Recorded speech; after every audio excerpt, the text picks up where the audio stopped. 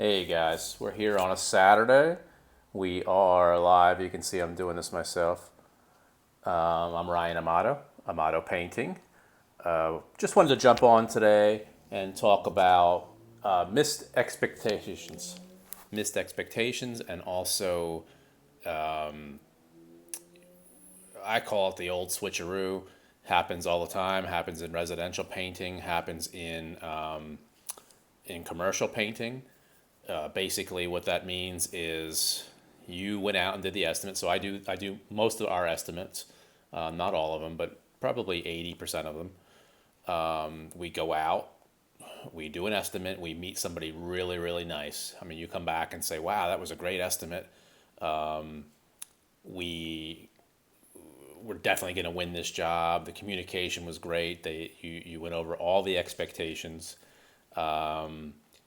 You go to present the proposal and they accept it usually immediately. I mean, it's so fast sometimes they accept it before you send it, if that's possible. And then something breaks down. So, and I'll tell you what breaks down. So, I, I, I recently did a commercial estimate. It was for a place we've been trying to get into forever. Forever. I tried everybody. I contacted everybody at this facility. Never got a reply. Never got anything. And then just out of the blue, somebody contacted us. Went and did the estimate. Everything was pretty good. I mean, it was a great communication. We spoke about the whole project. We went over what they expect, how the whole job's going to go. There were a few little red flags in there when they've complained about the other painting contractors that they used before. One of them was warranted because I know that painting contractor and we've had some dealings with them, and they were horrible. But the other one, really good guy, worked for us here and there, does work for us here and there, and just a pretty cool guy. So that one was a little bit weird. But everything was cool. Went back and forth. We texted back and forth a little bit here and there. I found out that we had a lot of things in common. Everything was cool. They accepted that project and then asked us to do another project for a friend. Didn't give me a lot of information. Nobody met me on site. It was a residential project for a commercial client. So I went out and did the estimate like immediately, just as they wanted. Got a price over, and then received an email saying, "Hey, from now on, you're going to deal with this person. I'm out of this. I'm not really involved." So that kind of threw me for a little loop because I never met anybody else. I was going to be dealing with the facility manager, I guess you would say. And then from that point, the next person was totally different. The niceness went away, and it was, "Where's my info? Where's my info? We got to get this info." And we're pretty on top of things over here. So, I mean, I get prices out very quick. It's rare that you go a day past when I did your estimate to get you a price over. So, very small job. It was a little small interior. I think it was a 2-bedroom townhouse, ceiling, walls, and trim. I mean, the job couldn't have been more than $2,500 to do all that. But it was too much. So they came back and said, "Hey, can you take out the ceilings? Can you not do this wall? Can you not do that wall?" That's okay. I mean, we do that, and I always measure everything just so this doesn't happen. And came back. By the time we were done, the job might have been $1,200, $1,500, or something like that. But now the nice person is gone. I don't know where they went, and we're dealing with not such a nice person. Needed immediate scheduling, which we knew that was not a problem. We were going to get in there and get it done. Started to send emails dictating how we were going to do the job, and down to, how you roll the walls, how you cut in things. I mean, you name it. We got an email about it. The guys are doing horrible, and I think Tanya realized that actually, on this project we were not happy with the first day of the start of the project on how they were tackling the paint job. So we took care of that. To get this person in our schedule, this is a vacant townhome, so we had access to it, day and night, which was awesome. But that wasn't good enough for this new person. We had to have, this. They wanted a lot of people there. I think they asked us for 6 or 7 people in this small little townhome that, I'll be honest with you, I could have probably painted it myself in 3 or 4 days. So we tried to explain all that, and then the homeowners involved who we never met before. It just goes downhill from there.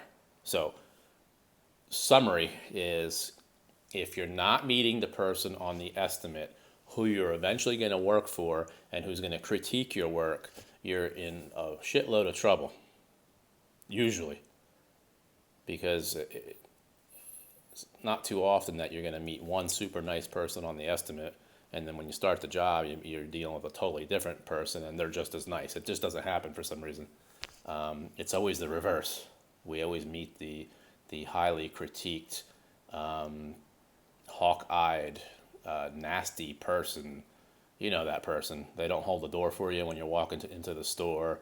They leave their car at the gas station when they're pumping it and walk into the store so nobody else can use the gas station. That type of person. So that's usually who we meet. So not only did it ruin a residential project because we just had to mutually agree we couldn't work for each other. Not a huge deal, but it threw a sour taste into the other job that we wanted to do, and we didn't do that job because of this job. It was no other reason. They said something about scheduling and we couldn't get to the project, but that's not the case. I mean, we do a lot of projects. We are busy. So I'm not going to, when we don't apologize for being busy, I want to be busy. I want to be so busy that maybe you're 8 to 10 weeks out until we can do your job.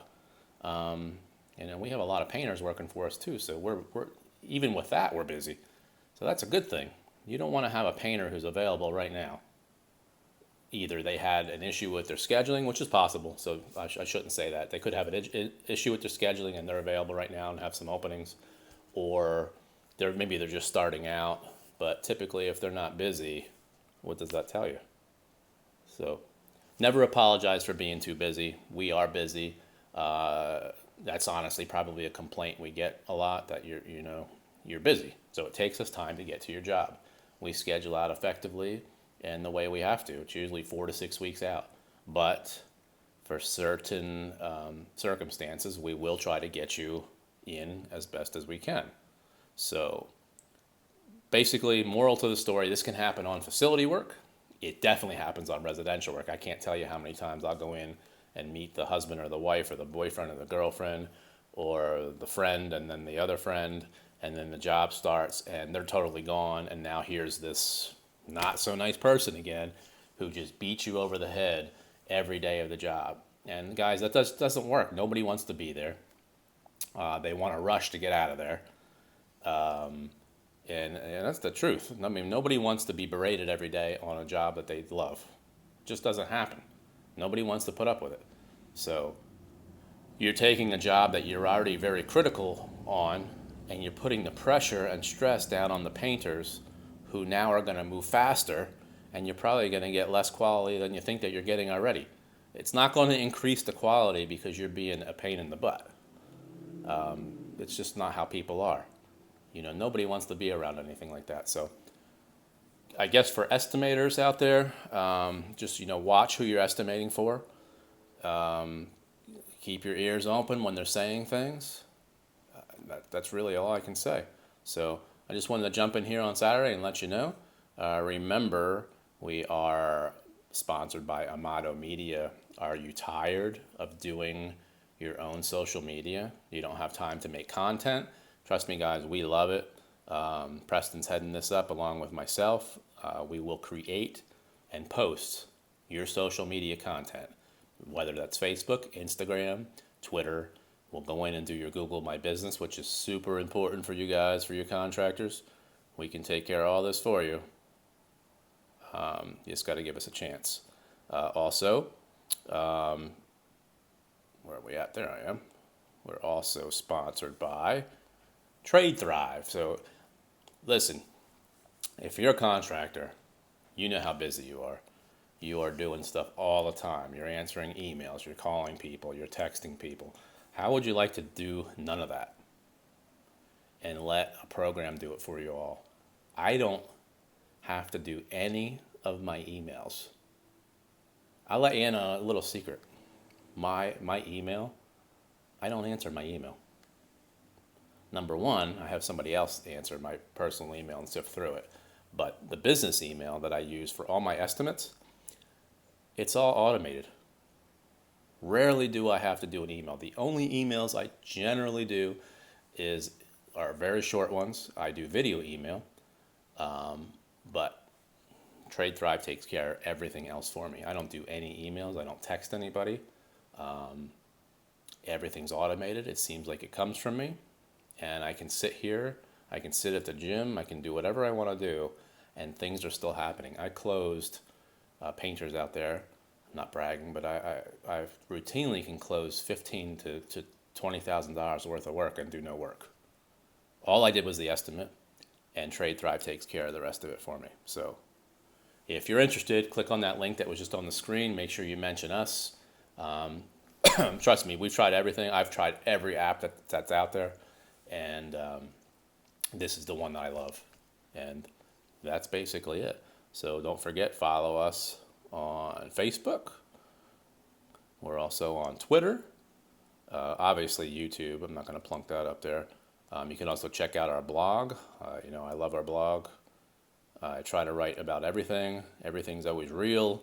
There's no bullshit. I mean, if you want to hear the good and the bad, we all have good and bad. So if you see somebody out there who looks like they're always successful, everything's going, rainbow and sunshines all the time, that's not the truth. I work with a lot of contractors and talk to a lot of contractors every day, and it's not easy out there. So that's about it, guys. I'll talk to you again.